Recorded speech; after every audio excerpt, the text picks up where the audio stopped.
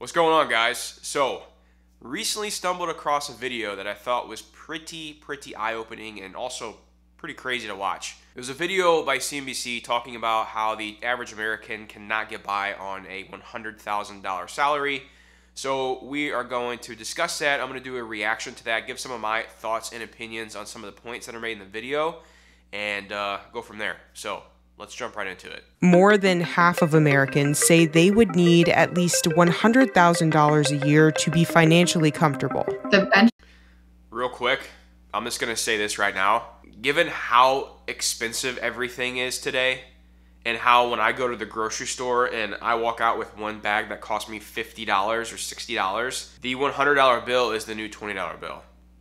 So that statement right there right away does not shock me, because shit right now is too expensive. Mark of a six-figure salary used to be the gold standard income. It represented the tipping point of finally earning a disposable income and building a savings, spending based on your wants, not just your needs. The American dream is what makes a middle-class lifestyle. You're able to pay your bills. You're able to put food on the table, put a roof over your family's head, and you have some additional savings. Now, people making well over six figures are still living paycheck to paycheck. What used to symbolize financial freedom is now keeping people stressed about. Yo, I will say this, like, I think the millennials, which is me, and then also the Gen Zers, given the times that we were kind of like born in, like, it sucks. Not gonna lie, like, it's definitely harder than other generations out there. The Gen Xers, the Boomers, and then whatever the older people are, older than Boomers, whatever they're called, I don't know. Definitely is a little harder for how cheap it was to buy stuff just 4 years ago. I mean, just the past 4 years, prices have skyrocketed, which is insane. I talked to a lot of like Gen Zers that I know in this area, and when we're talking about money and finances and how expensive everything is, the one thing they all tell me is the same thing.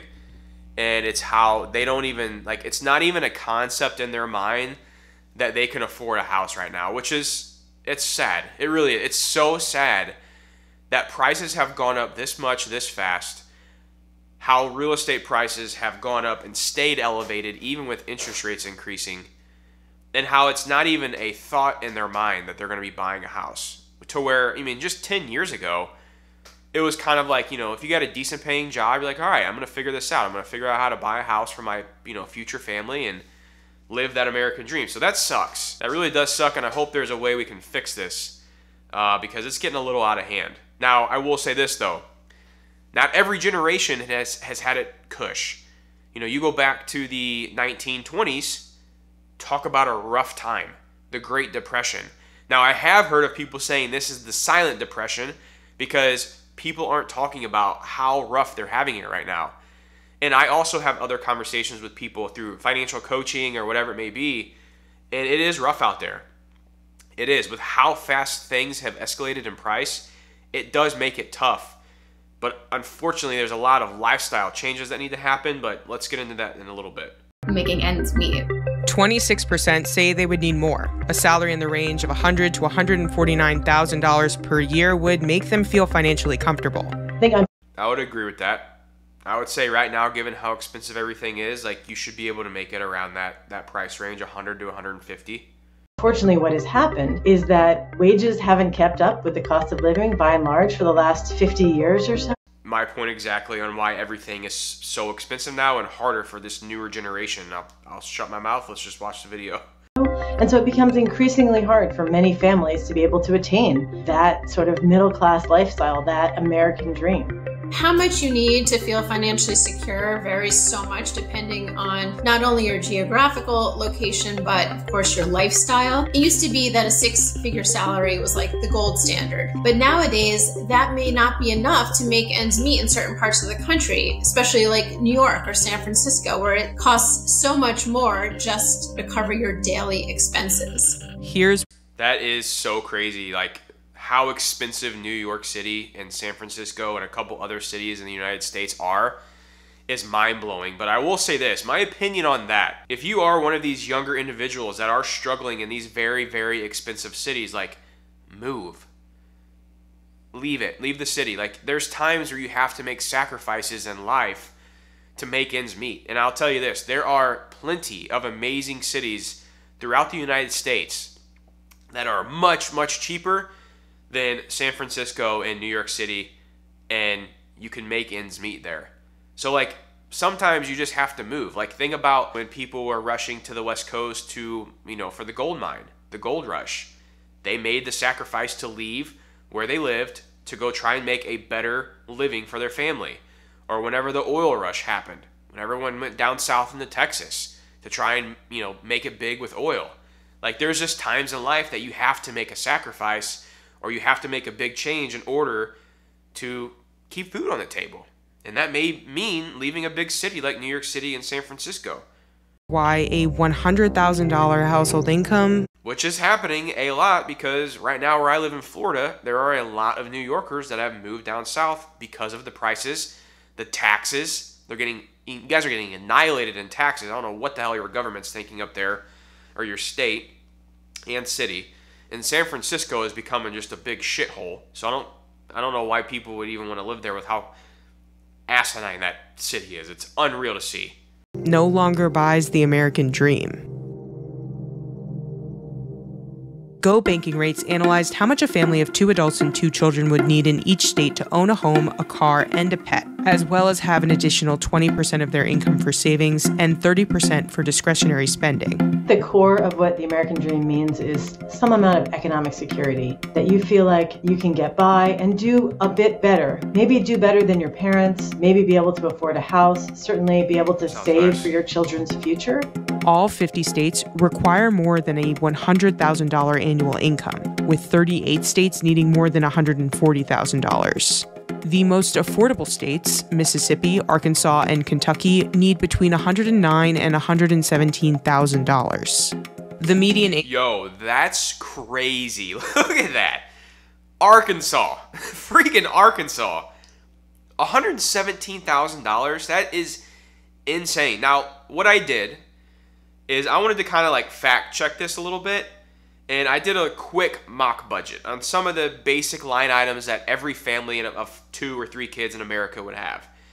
Now, I went a little higher on some of these line items, so maybe some stuff could be a little cheaper. Like, for example, rent. I did $2,000 when the average rent is $1,500, but I was like, I'm just putting a little bit of cushion here to see how this would work.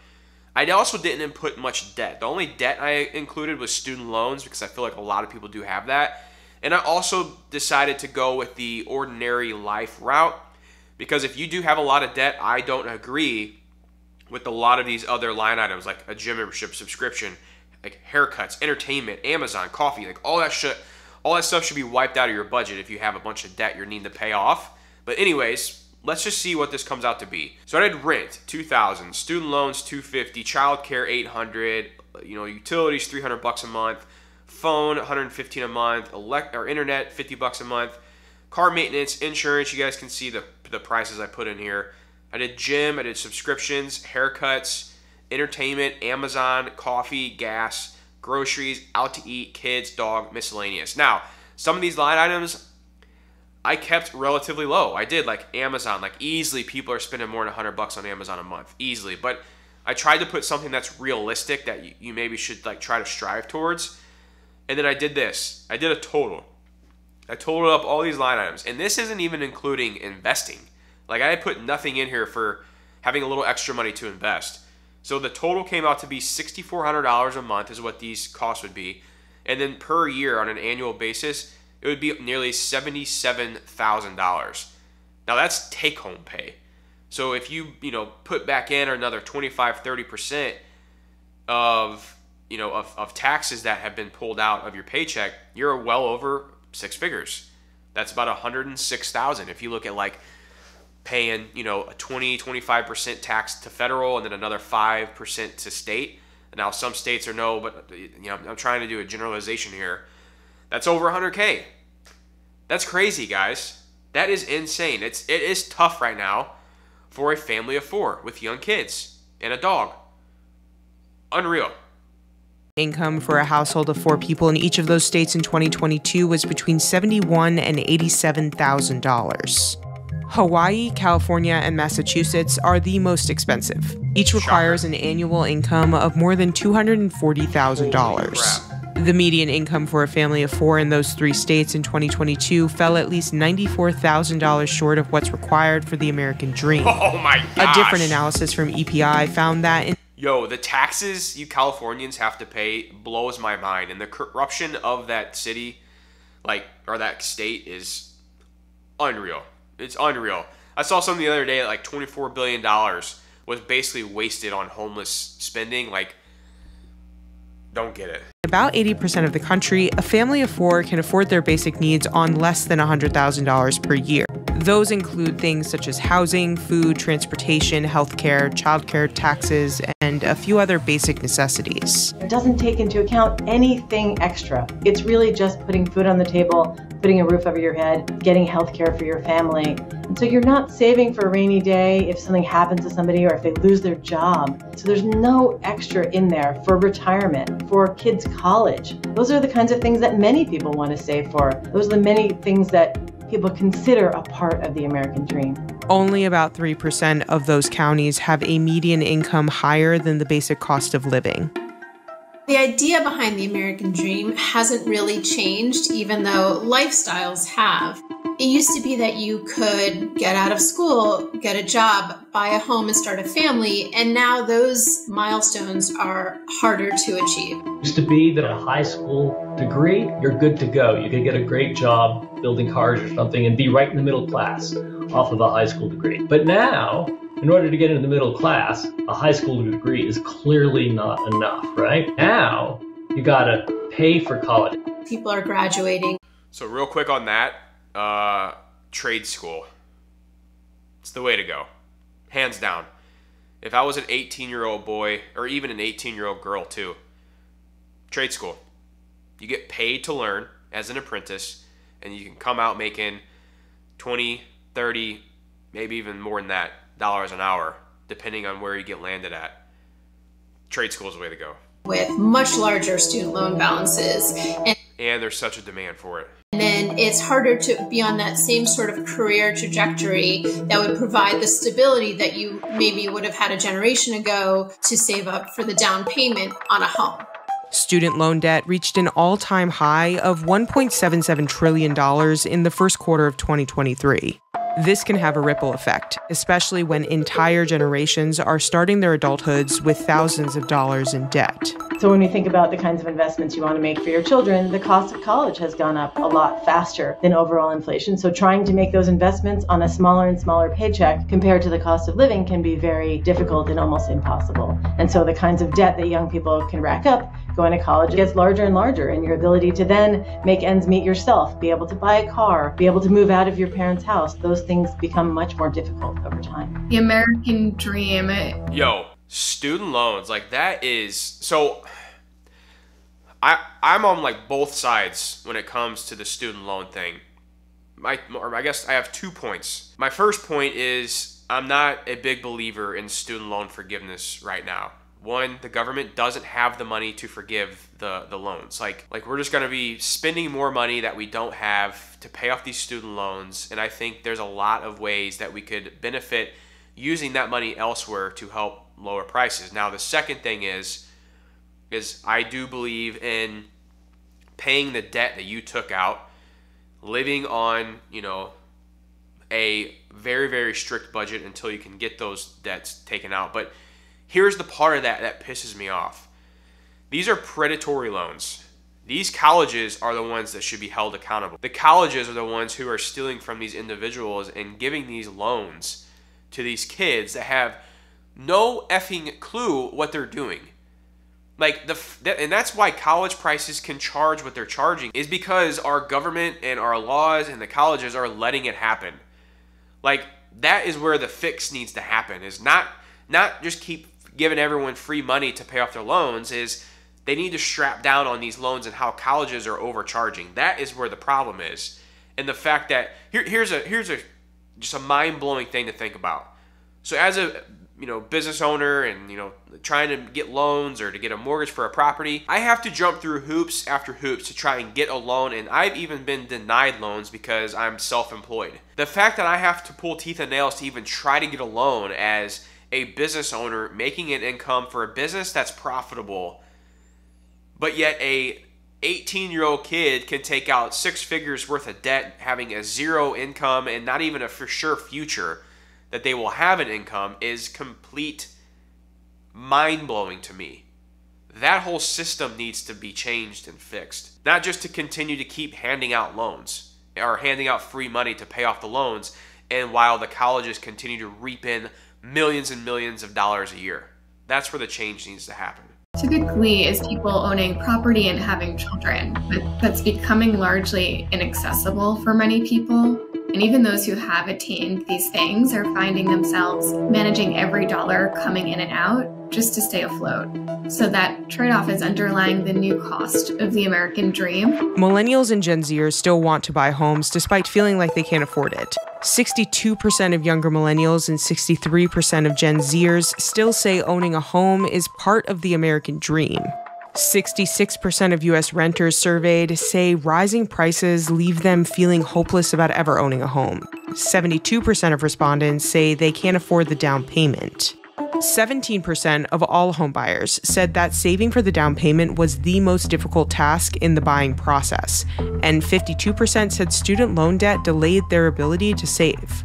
The typical first-time homebuyer in 2022 had a household income of $95,900.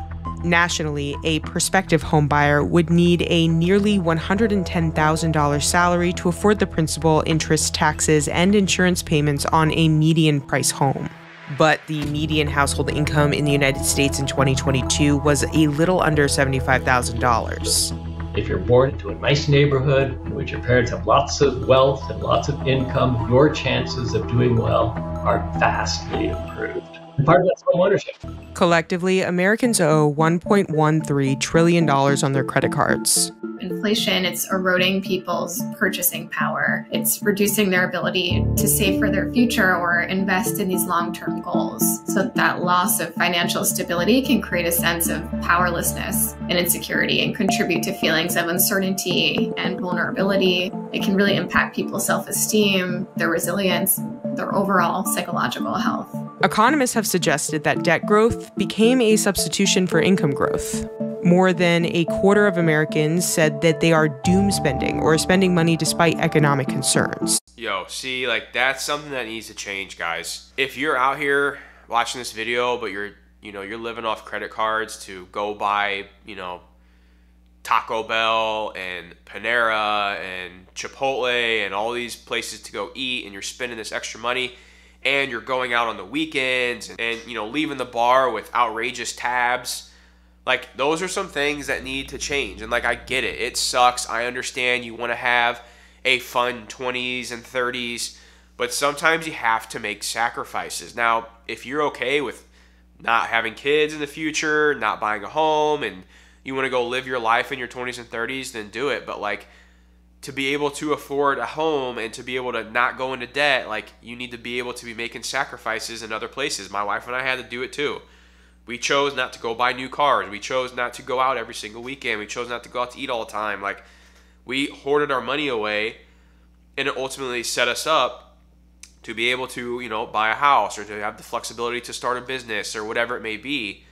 And that is some things that people need to think about. Is one of the big problems in our society is the educational system not providing good education for finances. And I don't even think it's that, because honestly, when I say that, I think most people probably wouldn't even pay attention if we did have a good educational system focused on financial education. I don't think most kids would even care to learn about it, because who cares about what your money's doing at 16, 17, 18 years old? But I would like to see something, I don't know what it would be, but maybe more ways to help to look up things. But that's what I love about social media now, is there's so much information out there on how you can get ahead with money. But it's just like anything else. It's if you want to get six-pack abs, you got to focus on what you're putting in your body. If you want to save up your money for a house, you got to focus on the money that's leaving your bank account every single month. And you have to pay attention to that and track it. And most people, I can guarantee, that are saying this and going into debt are not doing that. There's also this idea that young adults are feeling more discouraged in their own financial standing. So in that way, they're less inclined to even save for long-term goals and more likely to just live in the moment. It's just sort of that mentality, like you only live once. Sorry, guys, like I get it. Social media sucks sometimes and you feel like you're missing out.